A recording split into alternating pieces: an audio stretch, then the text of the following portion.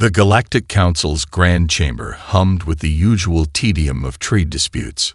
Representatives from a dozen species argued about tariffs on rare minerals, their voices echoing off the polished quantum crystal walls. Council leader Terra, her crystalline form refracting the chamber's soft light, was about to call for yet another recess when the chamber's massive doors burst open. The figure that stumbled through shouldn't have been alive. Purple blood leaked from cracks in ceremonial armor that bore the infamous insignia of the Zorathian Empire's elite guard. The warrior's scales, normally an intimidating obsidian black, had faded to a sickly gray. 3 of their 4 arms hung uselessly at their sides, the chidden cracked and burned by some strange energy that still crackled across the surface. "Emergency," the Zorathian commander rasped, their translator struggling to compensate for damaged vocal organs. "The Empire, we need help." The chamber erupted in shocked whispers. For 3 millennia, the Zorathian Empire had been the unchallenged military power of 3 spiral arms. Their war fleets had subjugated countless civilizations, demanding tribute and technology in exchange for protection. Now one of their legendary warriors stood before the council, literally begging for aid. Terra's crystalline surface rippled with concern. "Commander, the Council recognizes your right to petition, but surely the Empire's fleets." "Gone." The commander's remaining functional arm slammed a data crystal into the chamber's central projector. The holographic display flickered to life, showing a scene that silenced even the most jaded council members. A Zorathian battle group, 50 ships strong, faced off against a single vessel of unknown design. The alien ship was wrong somehow, its geometry seeming to shift and twist in ways that hurt to look at. As the council watched in horror, tendrils of impossible energy reached out from the vessel, connecting to the system's star. The star's surface began to ripple and twist, its corona forming into patterns that matched the alien ship's impossible angles. The Zorathian fleet opened fire with their dreaded plasma lances, weapons that could crack planets. The energy simply vanished into the alien vessel's hull.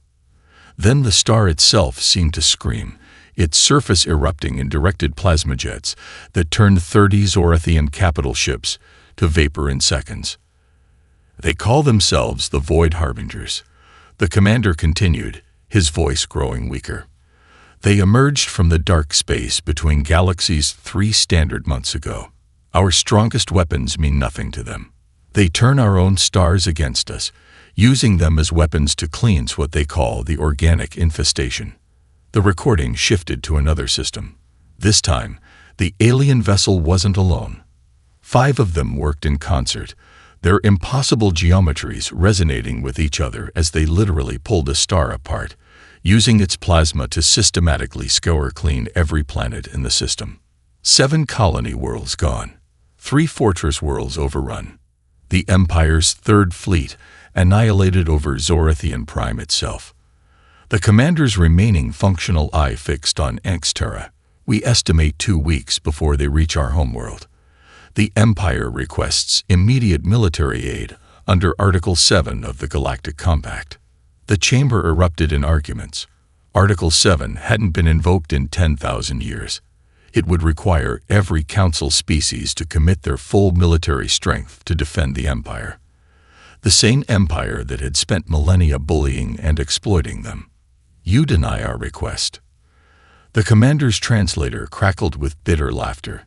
"Then you condemn not just us, but yourselves. We were the strongest military power in known space, and these creatures swatted us aside like insects. Once they finish with us, who do you think they'll target next?" Before anyone could respond, the commander's armor finally failed completely. They collapsed to the chamber floor, their remaining functional arm reaching out in one final plea before consciousness fled. Medical teams rushed forward, but the message had been delivered. The council chambers descended into chaos as representatives argued about the impossible choice before them: help their ancient oppressors and likely die in the attempt, or abandon them and wait for the Void Harbingers to come for them next. None of them knew that humanity's first faster-than-light ship was about to complicate their decision in ways no one could have predicted. Captain Sarah Chen ran her fingers across the smooth control panel of the TNS Vigilant, still amazed by how seamless the integration of human and theoretical alien tech had become. After 15 years of reverse engineering fragments of a crashed scout ship, humanity had finally done it. Their first FTL-capable vessel hummed with power, ready for its final test jump. "Drive signature stable, Captain," Lieutenant Park reported from the engineering station, trying to contain his excitement. "Hawking field maintaining at 98% efficiency. Better than simulations." Chen nodded, keeping her professional demeanor despite the butterflies in her stomach. 25 years in the Navy had prepared her for a lot of things, but not for being the first human to authorize faster-than-light travel. All stations, final check. Her bridge crew, handpicked from space forces around the world, responded with crisp efficiency. They'd trained for this moment for 3 years, running countless simulations. Now they'd find out if humanity's adaptation of alien tech would work or strand them in the void between stars. Course plotted for the Proxima Centauri test point, Commander Rodriguez announced from navigation. "Jump calculations complete. Ready on your mark." Chen took a deep breath. "Execute jump in 3, 2. The Vigilant's drive engaged with a subtle vibration. Through the bridge viewport, Chen watched stars blur and stretch impossibly. Her stomach lurched as space itself seemed to fold around them. Then, just as quickly, reality snapped back into focus. "Jump successful," Park shouted, forgetting protocol in his enthusiasm. We're exactly where we should be." It worked. The bridge erupted in cheers, but Chen's celebration was cut short by the tactical officer's urgent voice. "Captain, multiple radiation signatures detected, consistent with weapons discharge. High energy, nothing like our weapons systems." "Show me," Chen ordered, and the main display lit up with sensor data. The celebration died as quickly as it had begun. They'd emerged on the edge of a debris field. Massive chunks of purple-black metal tumbled silently through space, some still glowing with strange energy burns. The Vigilance sensors identified at least 3 distinct ship designs, all of clearly alien origin. "Life signs?" Chen asked, dreading the answer. "One faint reading," the tactical officer reported, "coming from what appears to be a command section. But it's failing fast." This was the moment that would define her career. First contact protocols were clear: observe and report only. No intervention, but someone was dying out there. And Sarah Chen hadn't spent her life in service to ignore a distress situation. "Helm, bring us alongside that command section. Medical team to the transporter room." The crew stared at her. "Yes, I know what the protocols say. Log that I'm overriding them on humanitarian grounds." Minutes later, Chen stood in the medical bay, watching Dr. Patel work on their unexpected guest. The alien was massive, easily 8 feet tall, with obsidian scales and multiple arms. Its armor, though partially melted, bore markings that suggested rank and authority. "Fascinating biology," Patel muttered, adjusting the universal translator they'd been developing. "Multiple redundant organs, warrior adaptation evident in bone structure. But these injuries, I've never seen energy burns that continue to propagate after the initial damage." The alien's eyes snapped open suddenly, all 4 of them focusing on Chen with startling intensity. It spoke, the translator taking a moment to process the complex harmonics of its language. "You should not be here," it rasped. "The void comes. They turn the stars themselves against us. Your ship, primitive, but perhaps." The warrior coughed, purple blood staining their chest plate. "Listen carefully, human. I can smell your species on you. Different. New. The Harbingers come from between galaxies. They see all organic life as infection. My people, the Zorathian Empire, thought ourselves masters of war until..." Another coughing fit interrupted them. Dr. Patel moved to intervene, but the warrior waved him off with a remaining functional arm. Your weapons. Saw them on scan. Simple. Kinetic. Energy weapons useless against them. But maybe you. The warrior's eyes began to dim. Fine, Champion Kryleth. Tell them Sentinel Commander Vextrix sends you. The coordinates are. The medical base alarms began to sound as the warrior's life signs crashed. In their final moments, they transmitted a series of numbers directly into the Vigilance computer system, their neural implants interfacing with the ship's systems in ways that should have been impossible. As Dr. Patel fought to save their first alien contact, Chen stared at the coordinates now displayed on her tablet, knowing that humanity's first steps into the galaxy had just become far more complicated than anyone had planned. The Zorathian War Council chamber fell silent as the sensor feeds showed the approaching human vessel. Champion Kryleth, Supreme Commander of the remaining Zorathian forces, clicked his mandibles in disgust. Their active scans showed primitive nuclear reactors, basic kinetic weapons, and armor that wouldn't withstand a single hit from their weakest plasma cannons. This is what Vextrix died to tell us about. Kryleth's scales shifted color with his disdain. A species so new to space, they still used chemical propulsion for their point defense. The TNS Vigilant hung in space before the massive Zorathian defense platform, dwarfed by the alien architecture that sprawled for kilometers in every direction. Inside her ship, Captain Chen watched the targeting systems track over 50 weapons locked onto her vessel. "They're scanning us," Lieutenant Park reported. "Pretty aggressively, too. Our shields are holding, but wait." He frowned at his console. "Captain, they're not just scanning our technology. They're measuring our reaction times." Chen's eyes narrowed. "They're testing us. Send the recognition codes Commander Vextrix provided again." Before she could finish speaking, space itself seemed to twist 2,000 kilometers off their port bow. A Void Harbinger scout ship emerged from what looked like a tear in reality, its impossible geometries already beginning to reach out toward the system's star. "Battle stations," Chen ordered calmly, "but do not fire unless fired upon. Let's see how this plays out." In the Zorathian command center, Kryleth raised himself to his full height. Finally, a chance to show these humans what real combat looks.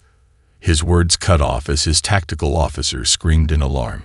The Void Harbinger vessel had launched its first attack, not at the massive Zorathian platform, but at the tiny human ship, a beam of twisted starlight, hot enough to vaporize planetary crusts, lanced out toward the Vigilant.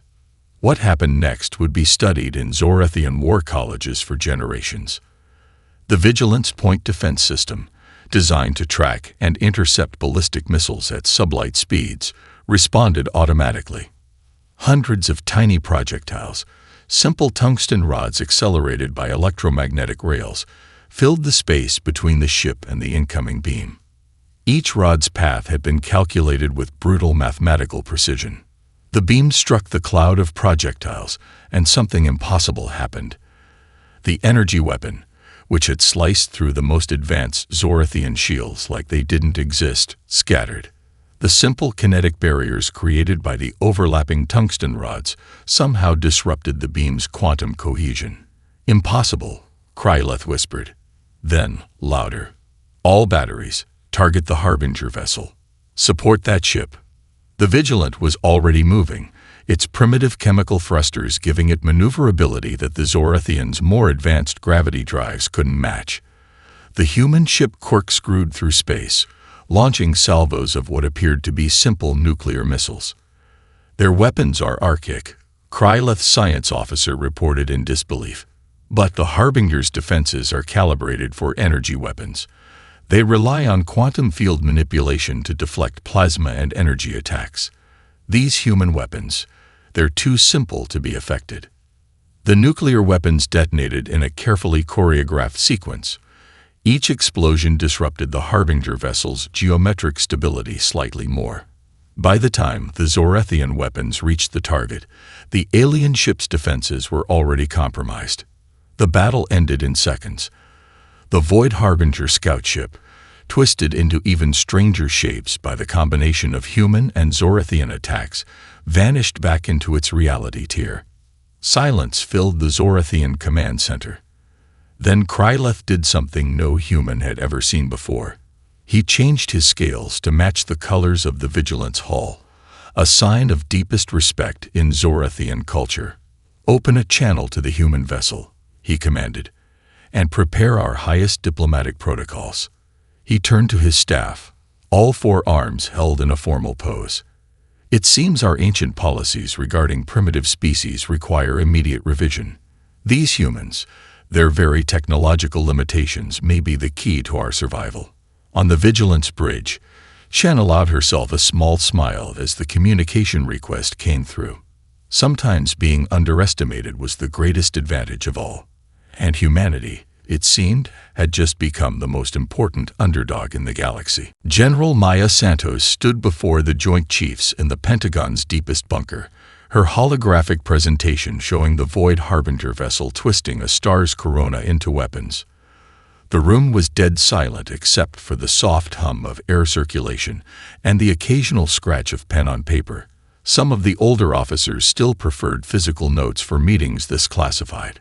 "The Zorathian data confirms our initial analysis," Santos said, her voice steady despite the implications of what she was about to explain. "The Harbinger's technology operates on principles we barely understand. They can manipulate fundamental forces at the quantum level, turning entire stars into weapons platforms. But that same technological sophistication," she smiled, "that's their weakness." Admiral Chen, Sarah Chen's mother and the architect of Earth's space defense strategy, leaned forward. "Explain." Santos gestured, and the hologram shifted to show the Vigilance battle footage.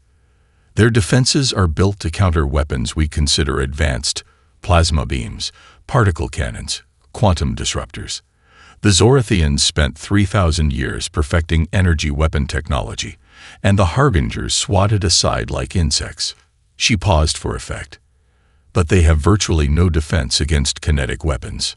The Secretary of Defense frowned. "Are you telling me that in an age of star-killing weapons, we might have an advantage because we still shoot bullets?" "Precisely." Santos brought up a simulation.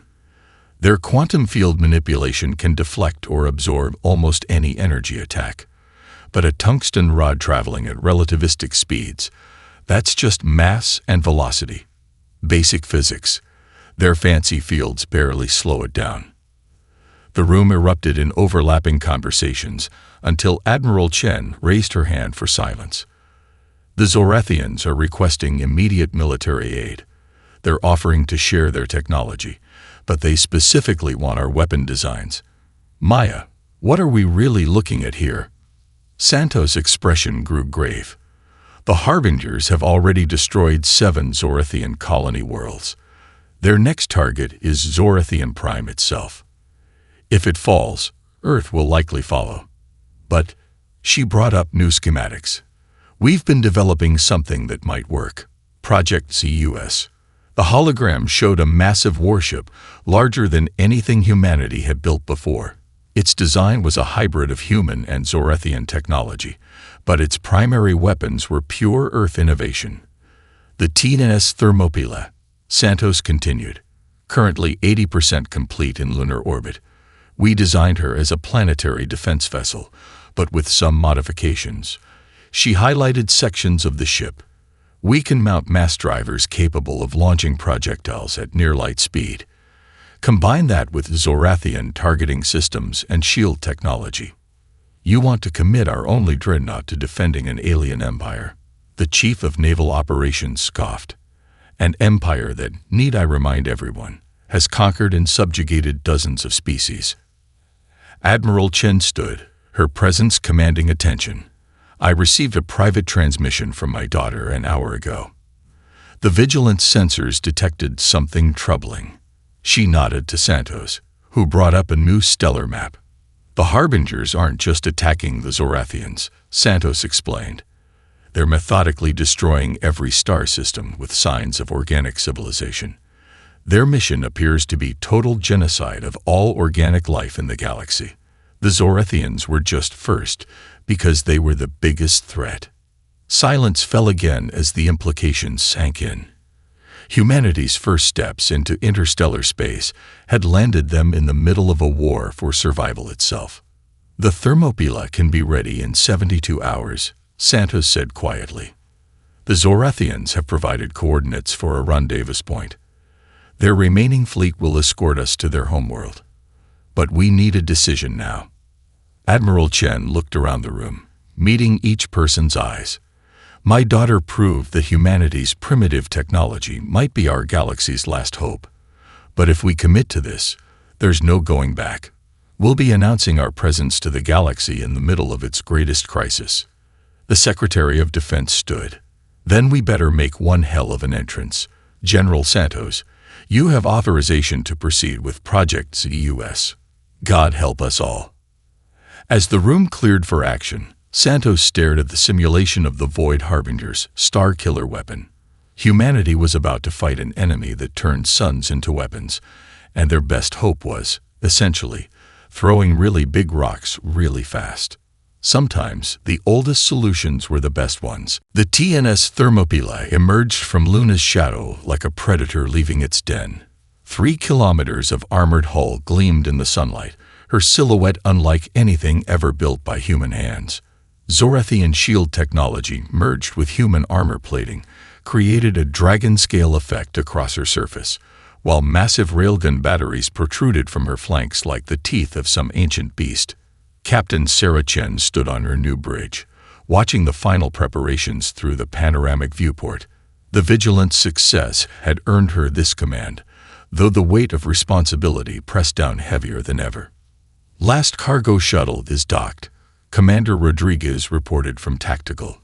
She'd followed Chen from the Vigilant, along with several other key crew members. Final shipment of ZUS projectiles secured in the magazine. Chen nodded, watching as maintenance drones swarmed around the ship's main gun, a mass driver nearly a kilometer long, running through the Thermopylae's spine. The Zorathian engineers who had helped modify it had called them mad when they saw the specifications. Message from Zorathian flagship Eternal Dominion. Communications announced. Champion Krelith sends his compliments is the closest translation. They're ready to escort us when we're prepared to jump. The Zorathian fleet hanging in high Earth orbit was a sight that would have meant invasion just weeks ago. Now they were allies, their sleek purple-black ships forming a protective screen around Earth's first and only dreadnought. "Engineering reports all systems green," Lieutenant Park called out, his voice thick with emotion. "Hawking drive spooled and ready. Project ZUS is.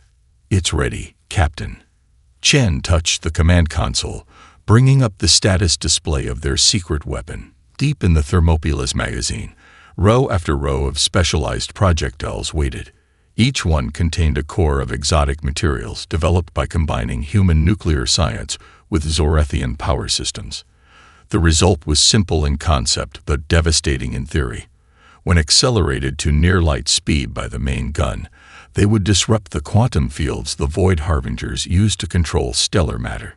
"Captain," Rodriguez said softly, "Zorathian tactical feed is showing new data. The Harbingers have begun their approach to Zorathian Prime. 3 star-killer vessels confirmed, with more emerging from void space." The bridge fell silent. This was the moment. Humanity's first major action on the galactic stage would either be a triumphant defense of civilization itself or... Chen's personal comm chimed. Admiral Chen's face appeared on her console, her mother's expression both proud and worried. "The final authorization codes are transmitting now, Sarah. Earth's hopes go with you." She paused. "Give them hell. All hands," Chen's voice carried across the ship's intercom. "This is the captain. Earth has stood alone throughout its history, isolated by the vast gulfs between stars. Today we join the galaxy not as explorers or diplomats, but as defenders. The enemy believes organic life is an infection to be cleansed. Let's show them humanity's immune response." She settled into her command chair, feeling the subtle vibration of the Thermopylae's massive engines through the deck. Helm, move us into formation with the Zorathian fleet. Tactical, begin power-up sequence for main gun. Engineering, prepare for combat jump. As the massive ship glided into position, Chen noticed something strange through the viewport. The Zorathian vessels were changing color, their hulls shifting to match the Thermopyla's steel-gray coloring. The ultimate sign of respect in their culture, now given to a species they'd considered primitive just weeks ago. Signal from Champion Krylith. Communications reported. Message reads, "The Eternal Empire stands with Earth. Today we become shield brothers." Chen allowed herself a small smile. Send reply. Honor to serve. Earth stands with Zorathian Prime. She straightened in her chair. All stations, prepare for jump. Let's introduce the Void Harbingers to some old-fashioned human ingenuity. The Thermopyla's Hawking Drive engaged, and Earth's greatest warship, escorted by the remnants of the galaxy's most powerful empire, vanished into FTL. They carried with them weapons that would have been familiar to humanity's ancient armies, spears and arrows, reimagined at a cosmic scale. Sometimes the oldest weapons were the most effective. The Void Harbingers were about to learn that lesson the hard way. The combined fleet dropped out of FTL at the edge of the Zorathian Prime system, and Captain Chen's breath caught in her throat. The Void Harbingers had already begun their work. The system's sun pulsed with unnatural patterns, its corona writhing like tentacles reaching for the inhabited worlds. 5 Harbinger vessels detected, Rodriguez reported, her voice tight. They're arranged in a pentagram formation around the star. Energy readings are impossible. Through the viewport, Chen watched the enemy ships. Their geometries hurt to look at, hulls twisting through dimensions that shouldn't exist. The Zorathian home fleet, already engaged in battle, fired streams of plasma that simply vanished into the Harbinger's quantum fields. Champion Krylith is requesting our firing solution. Communications announced. Chen nodded to Rodriguez. Send targeting data for Operation Thunderstrike. All ships coordinate their attacks with our main gun. Time on target in 30 seconds. The Thermopyla's spine hummed as the kilometer-long mass driver powered up. Inside the magazine, automated systems loaded the first ZUS projectile, a depleted uranium core wrapped in layers of exotic materials, designed to shatter quantum fields on impact. Enemy vessels are adjusting position, Tactical warned. They're going to fire. The star's surface erupted, lances of plasma hot enough to vaporize continents streaking toward the combined fleet. The Zorathian ships scattered in practiced maneuvers, their advanced shields barely holding against the stellar fury. Hold position, Chen ordered as her crew tensed. Divert auxiliary power to forward shields. Time to show them why we built this ship so damn thick. The plasma strike hit the Thermopyla head-on. The bridge shuddered, but the hybrid armor held. Layers of Zorathian energy shields combined with meters of human-designed ablative plating dispersed the stellar matter around the ship's hull. Shields at 60% but holding, Park reported. Hull temperature rising but within tolerance. We can take another hit. They're not used to their weapons failing, Chen said, allowing herself a grim smile. Main gun status. Charged and ready. ZU's projectile locked. Target acquired. Chen leaned forward. All ships. Execute Thunderstrike on my mark. 3, 2, 1. Fire. The Thermopyla's main gun fired with a shudder that ran through the entire ship. The ZU's projectile, accelerated to near-light speed, crossed the distance to the nearest Harbinger vessel in less than a second. At the same instant, the entire Zorathian fleet opened fire. Their plasma weapons coordinated to strike at the exact moment the kinetic round hit. The Harbinger ship's quantum fields, calibrated to deflect energy weapons, did nothing to stop the physical projectile. The ZUS round struck with the force of a small nuclear weapon, its specially designed core detonating on impact. The explosion rippled through dimensions humans couldn't perceive, disrupting the ship's impossible geometry. As the quantum fields failed, The coordinated plasma barrage from the Zorathian fleet struck home. The Harbinger vessel twisted in ways that made observers' eyes water before vanishing in a cascade of blue-white fire. "Direct hit," Rodriguez shouted. "Enemy vessel destroyed. Their formation is—" Her voice trailed off as the remaining Harbinger ships responded. The star's surface churned with unprecedented violence, plasma tentacles thicker than gas giants reaching out toward the fleet. "They're trying to shut us down hard," Chen said, watching the tactical display. They recognize the threat now. "Reload main gun. All ships, execute evasive pattern delta. We only need one clean shot per target." The space around Zorathian Prime erupted into chaos. The Thermopylae moved with surprising grace for its size, its human pilots using maneuvers no AI would have attempted. Zorathian ships darted between solar flares, their crews fighting with the desperate courage of those defending their homeworld. As she watched her crew coordinate with their alien allies, Chen realized humanity had achieved something unprecedented. In their first major battle among the stars, they weren't just fighting. They were teaching one of the galaxy's oldest civilizations new ways to wage war. The Void Harbingers had spent eons perfecting their stellar weapons, but they had never faced a species primitive enough to think of simply throwing rocks at them. Sometimes, Chen reflected as she ordered the main gun to target the next enemy vessel, the simplest solutions were the most elegant. The battle for Zorathian Prime was far from over, but humanity had already changed the rules of engagement forever. Warning klaxons blared across the Thermopylae's bridge as the ship's sensors registered the impossible. The Void Harbingers were attempting to force Zorathian Prime's sun into premature nova. The stellar core pulsed with unnatural energies, its surface a maze of quantum manipulations that defied physics itself. 3 minutes to critical mass, Park shouted over the alarms, his console swimming with red warnings.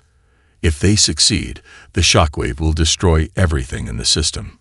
Captain Chen watched as the remaining 2 Harbinger vessels moved into position, their geometries resonating with the dying star. The combined fleet had destroyed 3 of their ships, but the cost had been devastating. Half the Zorathian vessels were gone, and the Thermopylae's main gun had exhausted its supply of ZUS projectiles. Message from Champion Kryleth. Communications reported. They're preparing to evacuate Zorathian Prime. Estimated civilian casualties.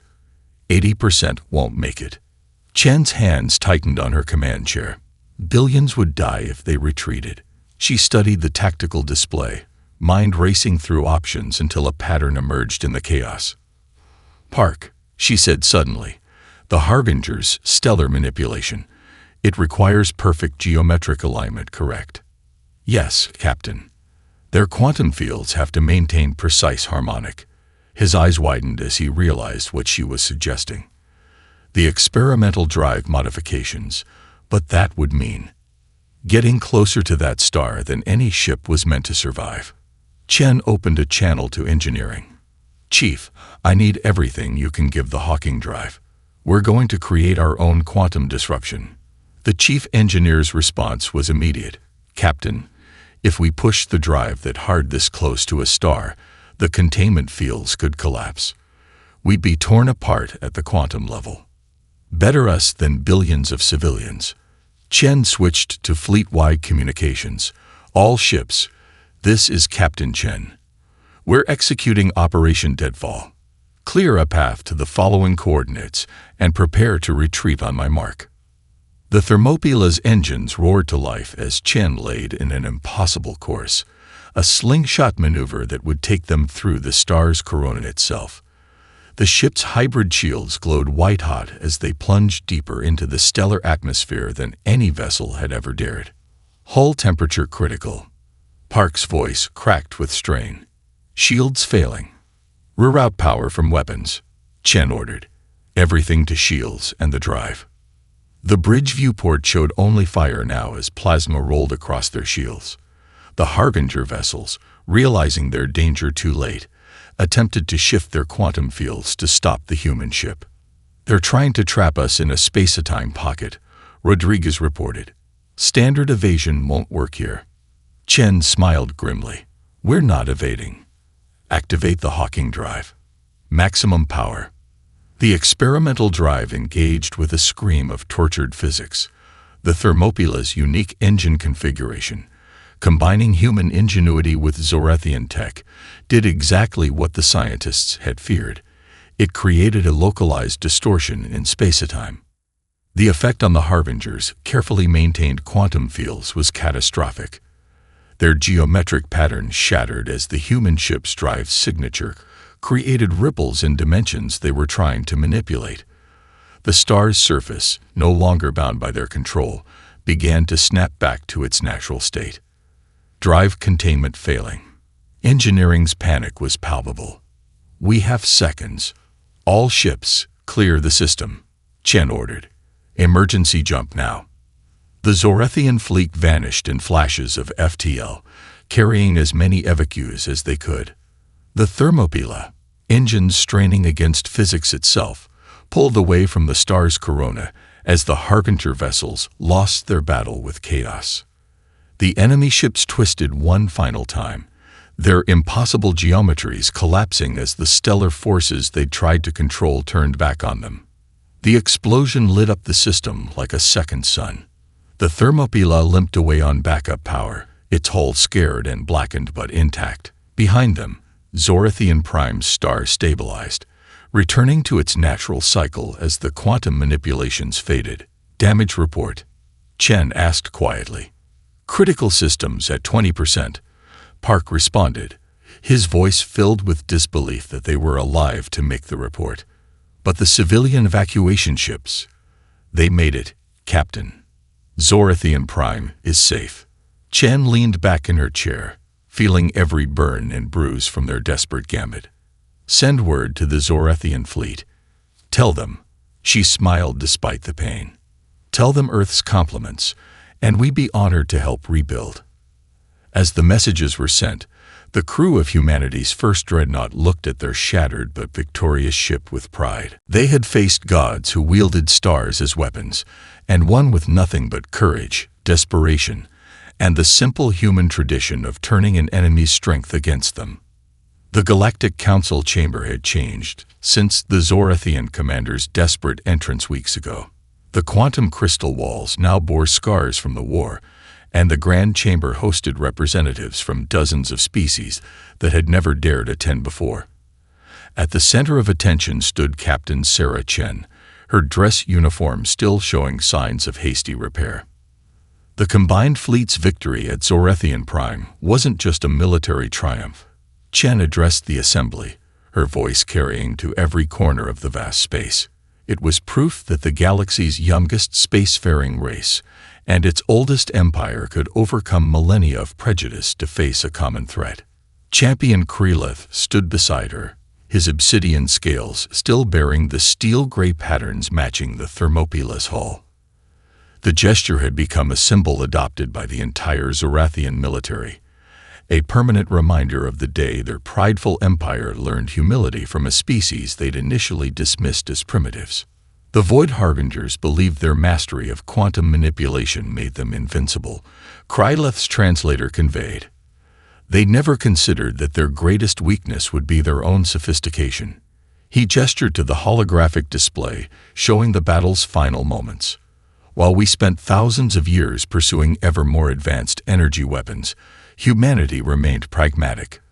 They remembered what we have forgotten. Sometimes the simplest solution is the most effective. Council leader Xterra's crystalline form shimmered with emotion. The Council recognizes that we erred in dismissing the Zorathian warning. We also recognize that without Earth's intervention, multiple civilizations would have fallen. The question before us now is, how does this change the galactic order? Chen exchanged glances with Kryleth before responding. Earth proposes a new form of cooperation. The Zorathian Empire has offered to share their advanced technology with us, while we will provide our unique perspective on warfare and defense. But more importantly, she paused, making eye contact with various council members. We propose extending this exchange to all species willing to participate. The chamber erupted in surprised murmurs. The Zorathian Empire, known for jealously guarding its technological advantages, was suggesting open cooperation. The Harbingers were only the first threat from the void, Kryleth continued. Our long-range sensors detect more anomalies between the galaxies. We need humanity's innovative thinking as much as they need our advanced technology, and we all need each other. From her position near the chamber's entrance, Admiral Chen watched with pride as her daughter outlined the proposed Galactic Defense Initiative. The project would combine Zorathian energy weapons, human kinetic technology, and contributions from every willing species into a comprehensive defensive network. The Thermopylae proved that combining different technological approaches creates advantages our enemies cannot predict, Sarah explained. Imagine what we could accomplish if we all worked together. A small delegation of Earth's scientific corps demonstrated their point by activating a prototype shield generator. It combined Zorathian energy fields with human-designed physical barriers in ways that would have been considered impossible months ago. My species once believed we were the pinnacle of evolution, Kryleth admitted. Earth showed us that pride blinds us to innovation. The Empire hereby renounces its policy of technological isolation. We will share our knowledge freely with our allies, starting with the species we once subjugated. The council chamber filled with approving chirps, hums, and other alien sounds of agreement. Species that had feared or hated the Zorathians for millennia watched in amazement as the mighty empire embraced cooperation over dominance. Earth stands ready to share everything we know, Chen concluded. We may be new to the stars, but we bring fresh perspectives and a history rich with lessons learned the hard way. Together, we can build something greater than any single civilization could achieve alone. As the council moved to formally ratify the new alliance, Admiral Chen approached her daughter. Not bad for humanity's first month in galactic politics, she said quietly. Sarah smiled, watching Kryleth sign the treaty with all four arms. We gave them something they'd forgotten. The advantage of thinking differently. She touched the Thermopylae's battle damage report in her pocket. Sometimes the greatest strength is admitting you don't have all the answers. The chamber's quantum crystal walls caught the light from 1,000 worlds, their representatives standing together for the first time in galactic history. Humanity had arrived on the cosmic stage, not as conquerors or supplicants, but as innovators and protectors. The galaxy would never be the same. And somewhere in the void between stars, other threats waited, unaware that they would face not just humanity's primitive weapons, but the combined ingenuity of a united galaxy. They didn't stand a chance.